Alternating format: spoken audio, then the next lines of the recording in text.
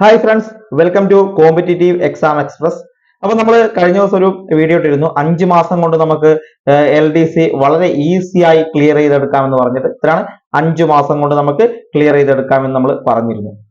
അപ്പോൾ ഇന്നത്തെ ഈ ഒരു വീഡിയോയിൽ നമ്മൾ ഒരാഴ്ചത്തെ ടൈം ടേബിൾ ആണ് നിങ്ങളുടെ മുന്നിലേക്ക് തരാൻ വേണ്ടി പോകുന്നത്. നമ്മൾ ഒരു മാസം പറഞ്ഞിരുന്നു, പക്ഷെ നമുക്ക് ഓരോ ആഴ്ചയിലും, അതായത് ഒരു മാസം കൊണ്ട് നമുക്ക് എത്രത്തോളം കവർ ചെയ്ത് പോകാം എന്ന രീതിയിലാണ് നമ്മൾ ഈ ഒരു വീഡിയോയിൽ നോക്കുന്നത്. അപ്പൊ ഇന്നത്തെ ഈ ഒരു വീഡിയോയിൽ നമ്മൾ ഒരാഴ്ചത്തെ ടൈം ടേബിൾ നിങ്ങളുടെ മുന്നിലേക്ക് തരാൻ വേണ്ടി പോവുകയാണ്.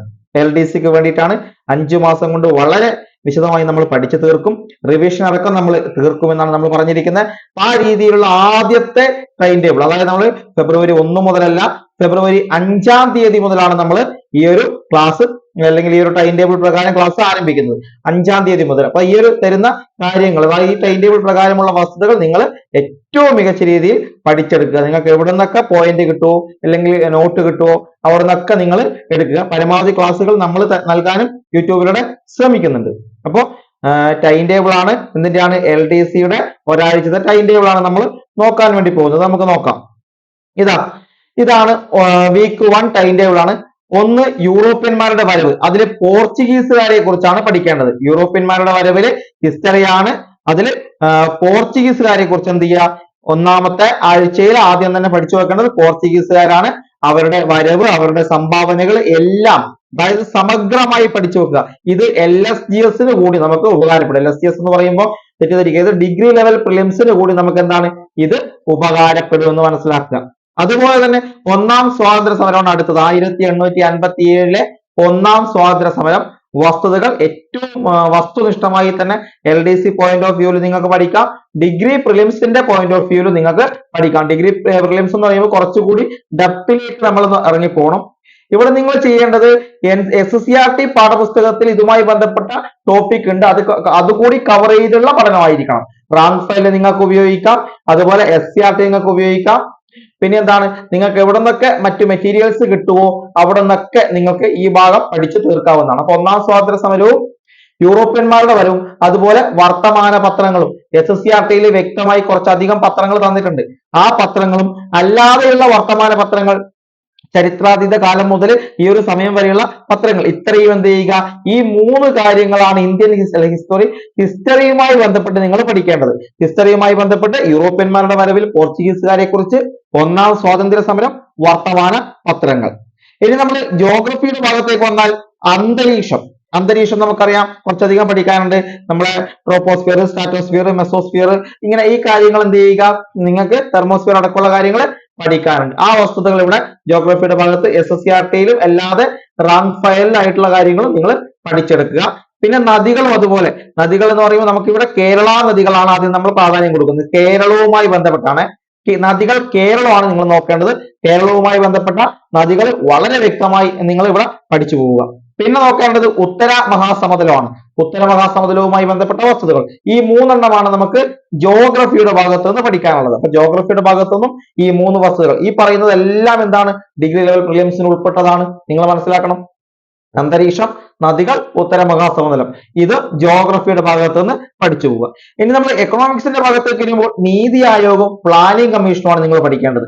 നീതി ആയോഗവും പ്ലാനിംഗ് കമ്മീഷനും. നീതി ആയോഗിന്റെ വസ്തുതകൾ മുഴുവൻ വ്യക്തമായി തന്നെ പഠിച്ചു പോവുക. അപ്പൊ നീതി ആയോഗവും പ്ലാനിംഗ് കമ്മീഷനും എന്ത് ചെയ്യുക, നിങ്ങൾ ഇവിടെ പഠിക്കുക. ഇതാണ് നമുക്ക് എക്കണോമിക്സിന്റെ ഭാഗത്ത് പഠിക്കാനുള്ളത്. ഇത് നിങ്ങൾ ഒരു ദിവസമല്ല, ഒരാഴ്ച കണ്ടാണ്. 5-ാം തീയതി മുതൽ 10-ാം തീയതി വരെയുള്ള ഈ ദിവസങ്ങൾ കൊണ്ട്, ഈ 6 ദിവസം കൊണ്ട് നിങ്ങൾ പഠിച്ചു തീർക്കേണ്ടതാണ് ഈ ഒരു കാര്യങ്ങൾ. ഇനി തരാൻ പോകുന്നതും അങ്ങനെ തന്നെയാണ് പഠിച്ചു തീർക്കേണ്ടത്. ഓക്കെ, അടുത്തത് ഇങ്ങനെയാണ്. അടുത്തത് നമ്മൾ ഭരണഘടനയുമായി ബന്ധപ്പെട്ടാണ്, അല്ലെങ്കിൽ കോൺസ്റ്റിറ്റ്യൂഷനും സിവിക്സുമായി ബന്ധപ്പെട്ട 2 ഭാഗം. അതിൽ ഇന്ത്യൻ കോൺസ്റ്റിറ്റ്യൂഷനിൽ എന്ത് ചെയ്യുക, ആമുഖം നിങ്ങൾ പഠിച്ചു തീർക്കുക. ആമുഖം, അതായത് preamble of the Indian constitution അല്ലേ, അതില് പ്രിയാമ്പിൾ എന്ത് ചെയ്യുക, വളരെ വ്യക്തമായി ഇവിടെ പഠിക്കുക. അതിന്റെ കൂടെ തന്നെ ഭരണഘടനാ നിർമ്മാണ സമിതിയും, നമുക്ക് ബ്രെയിൻ ട്രീ മെത്തേഡ് അല്ലെങ്കിൽ ബ്രെയിൻ ട്രീ മെത്തേഡാണ് നമുക്ക് ഏറ്റവും നല്ലത്. അതായത് ഒരു മരം ഇങ്ങനെ ശാഖകളായി പോകുന്നില്ലേ, ആ മരത്തിൽ ഇങ്ങനെ ശാഖകൾ വരുന്നതും ആ ഇലകളൊക്കെ വരുന്ന കാര്യങ്ങൾ ഇങ്ങനെ എന്ത് ചെയ്യുക, ഇങ്ങനെ നിങ്ങൾ ഇങ്ങനെ പഠിച്ചു പോവുക. അതായത് ഇത് ഒരു ഭരണഘടനാ നിർമ്മാണ സമിതിയാണെന്ന് സങ്കല്പിക്കുക. ഈ ഭരണഘടനാ നിർമ്മാണ സമിതിയിൽ ആദ്യം 1946 ഡിസംബർ 6-ാം തീയതി എന്താണ് ഇതിന്റെ ഡിസംബർ 6-ാം തീയതി എന്താണ് ആദ്യ ഭരണഘടനാ നിർമ്മാണ സമിതി ആദ്യ യോഗം ചേർന്നു. 9-ാം തീയതി ഇന്ന തീരുമാനം വന്നു. 11-ാം തീയതി ഇന്ന തീരുമാനം വന്നു. 13-ാം തീയതി ഇന്നത് അവതരിപ്പിച്ചു.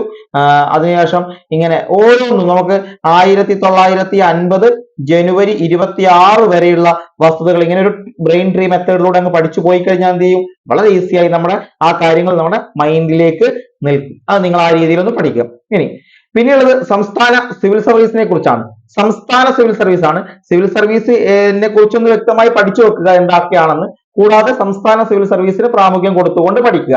ഇതാണ് സിവിക്സും കോൺസ്റ്റിറ്റ്യൂഷനും. കോൺസ്റ്റിറ്റ്യൂഷനും അതുപോലെ തന്നെ സിവിക്സും രണ്ടും കൂടി മിക്സ് ചെയ്തുള്ള നിങ്ങൾ പഠിക്കുക.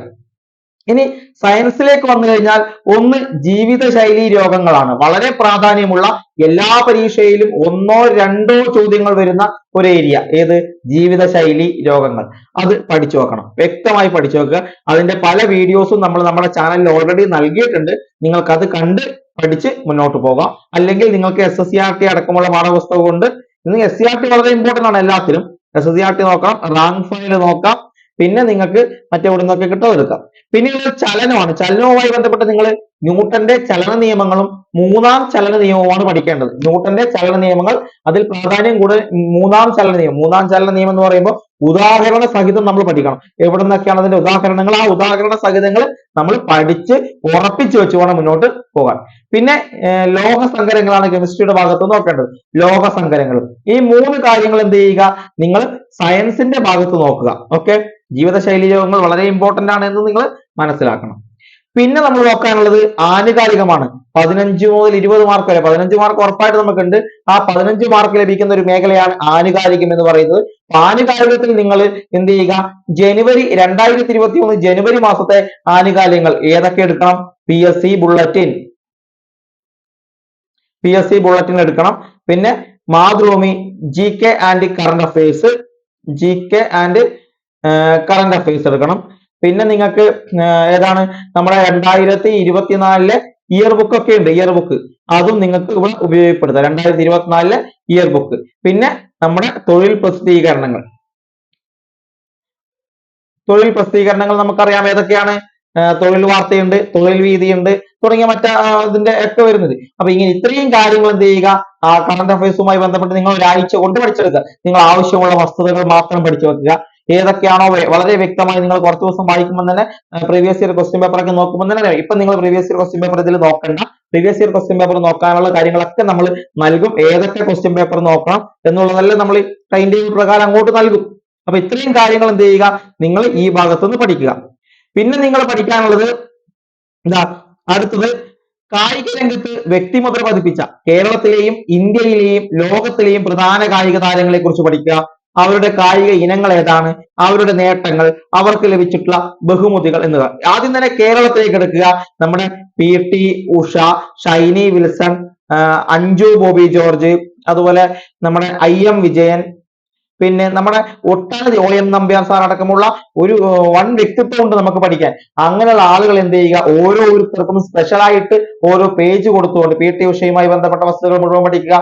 Shiny Wilson, Anju baby George, IM Vijayan, നമ്മുടെ PR ശ്രീജേഷ്, KT ഇർഫാൻ അടക്കമുള്ള പല വ്യക്തിത്വങ്ങളുണ്ട്. ഇപ്പൊ ഏറ്റവും ലേറ്റസ്റ്റ് ആയി മിന്നുമണി അടക്കമുള്ള കാര്യങ്ങൾ എന്ത് ചെയ്യുക, ഇവിടെ നിങ്ങൾ പഠിച്ചു പോവുക.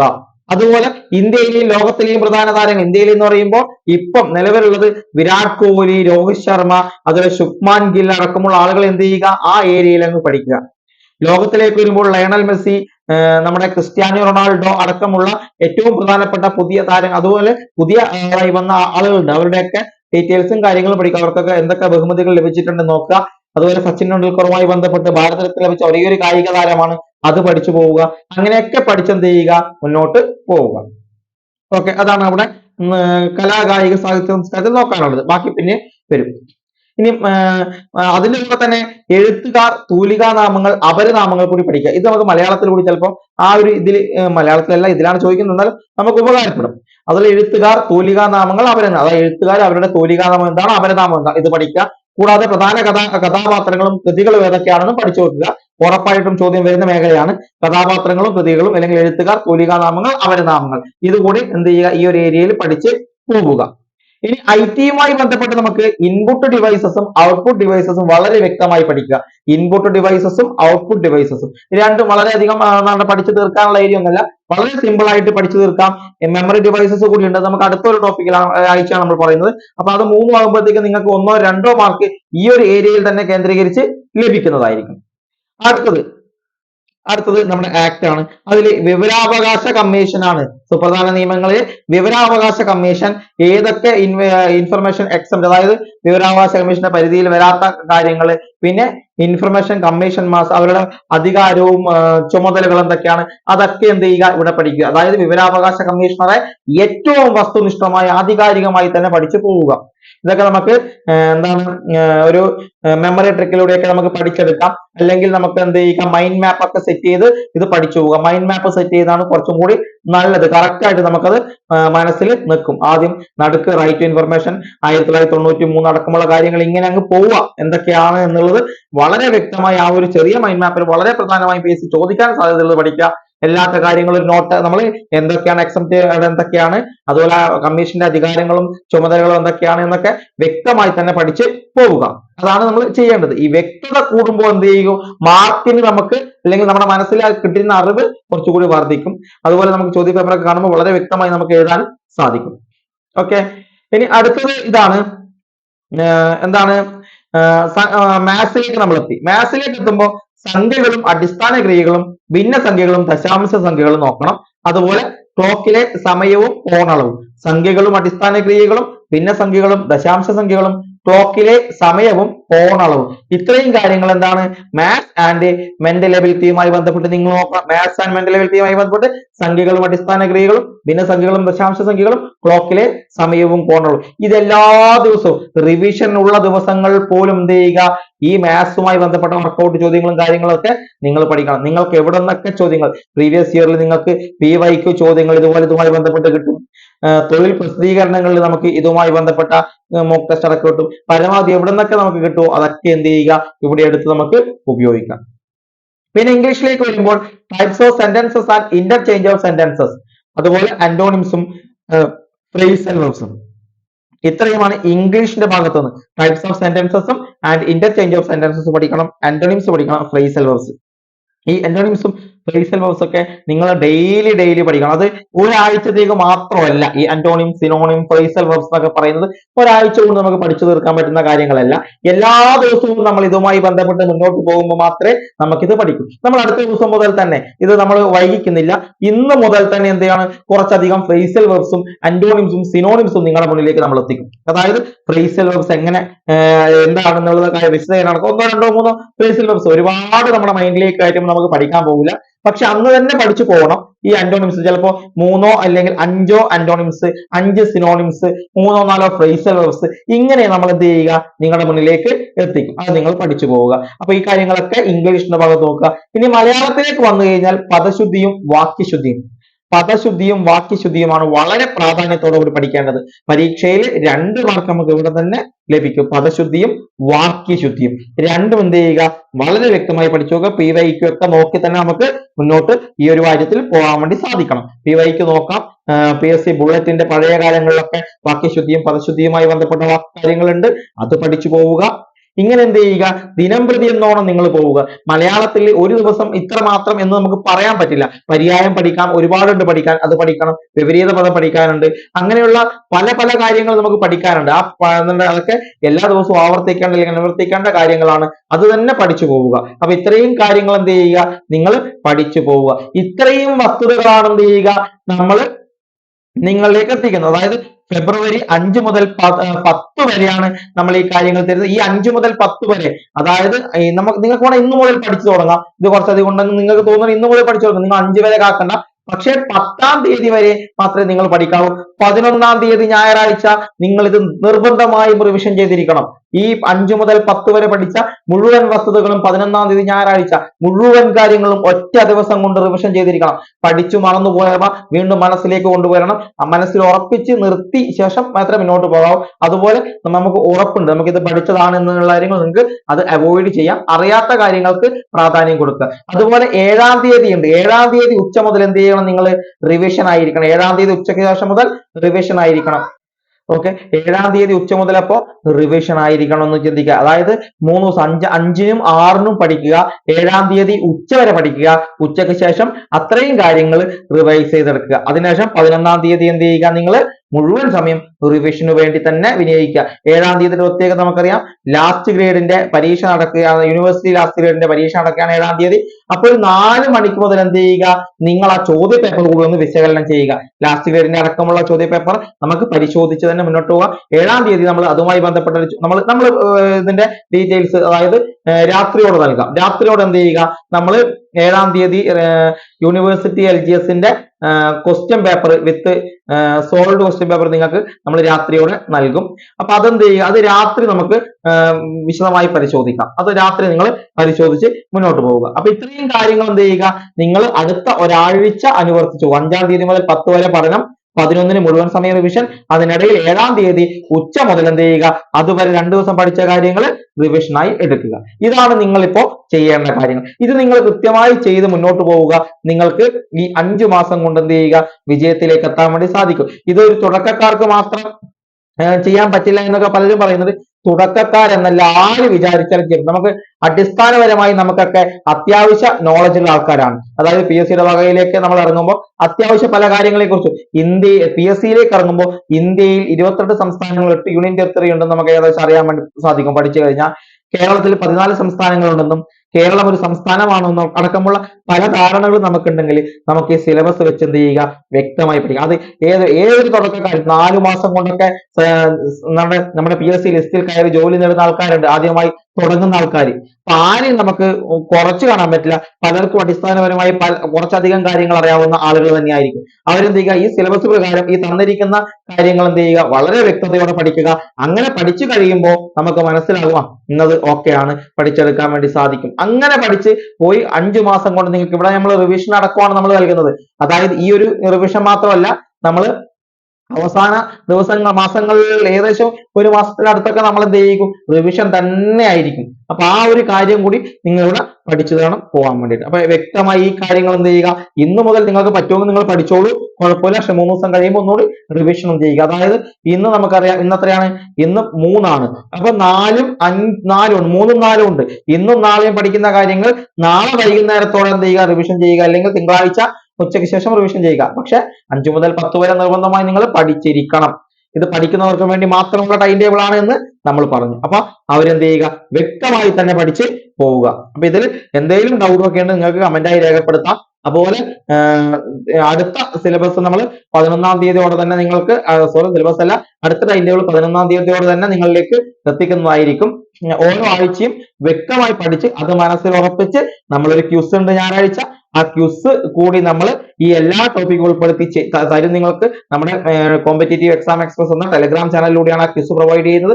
ആ ക്യൂസ് കൂടി നിങ്ങൾ അറ്റൻഡ് ചെയ്ത് പോകുമ്പോൾ നിങ്ങൾക്ക് ഇത് എത്രത്തോളം ഇത് ഓർമ്മയിലുണ്ട് എന്ന് കൂടി നിങ്ങൾക്ക് മനസ്സിലാക്കും. അതായത് രാത്രി 9 മണിക്ക് ശേഷം മിക്കവാറും 10 മണി മുതൽ 11:30 വരെ ആയിരിക്കാം നമ്മുടെ ക്യൂസ്, അല്ലെങ്കിൽ 9:30 മുതൽ 11 മണി വരെ. ഈ ഒരു ടൈമിലായിരിക്കും നമ്മൾ ക്യൂസ് നിങ്ങൾക്ക് പ്രൊവൈഡ് ചെയ്യാൻ പോകുന്നത് എല്ലാ ഞായറാഴ്ചയും. അപ്പോൾ ഇത്രയും നിങ്ങൾ പഠിക്കുക, റിവിഷൻ ചെയ്യുക, റീഡ് ചെയ്യുക. അതിനുശേഷം നമ്മുടെ ഈ ഒരു മോക്ക് ടെസ്റ്റ് കൂടി നിങ്ങൾ അറ്റൻഡ് ചെയ്യുക. അങ്ങനെ അറ്റൻഡ് ചെയ്യുമ്പോൾ നിങ്ങൾ എത്രത്തോളം നിങ്ങൾ പഠിച്ചു, എത്രത്തോളം നിങ്ങൾക്ക് അറിയാം എന്നുള്ള വസ്തുത നിങ്ങൾക്ക് തന്നെ സ്വയം വിലയിരുത്താൻ വേണ്ടി സാധിക്കും. എല്ലാവരും ക്യൂസ് അറ്റൻഡ് ചെയ്യുക. പലരും അറ്റൻഡ് ചെയ്യാതിരിക്കുന്നുണ്ട്, എന്താണ് തെറ്റിപ്പോയാലോ. നിങ്ങൾ അറ്റൻഡ് ചെയ്യുന്ന ക്യൂസ് തെറ്റോ ഇല്ലയോ നിങ്ങൾക്ക് മാത്രമേ അറിയാൻ വേണ്ടി സാധിക്കൂ, അത് മറ്റൊരാൾക്ക് കാണാൻ വേണ്ടി സാധിക്കില്ല എന്ന വസ്തുത നിങ്ങൾ മനസ്സിലാക്കുക. ഓക്കെ, അപ്പൊ ഇതുമായി ബന്ധപ്പെട്ട എന്തെങ്കിലും കാര്യങ്ങൾ നിങ്ങൾക്ക് കമന്റായി രേഖപ്പെടുത്താവുന്നതാണ്. ഈ ഒരു വീഡിയോ നിങ്ങൾക്ക് ഇഷ്ടപ്പെട്ടെന്നുണ്ടെങ്കിൽ ഒന്ന് ലൈക്ക് ചെയ്യണം. അതുപോലെ കമന്റ് നമ്മൾ പറഞ്ഞു. അതുപോലെ നിങ്ങൾക്ക് ഈ വീഡിയോ നിങ്ങളെ കൂട്ടുകാരൊക്കെ പഠിക്കുന്നുണ്ട്, അവർക്ക് കൂടി ഉപകാരപ്പെടുന്ന രീതിയിൽ ഒന്ന് ഷെയർ ചെയ്ത് കൊടുക്കുക. ഓക്കെ, അപ്പോൾ മറ്റൊരു വീഡിയോയുമായി നമുക്ക് വീണ്ടും കാണാം. താങ്ക്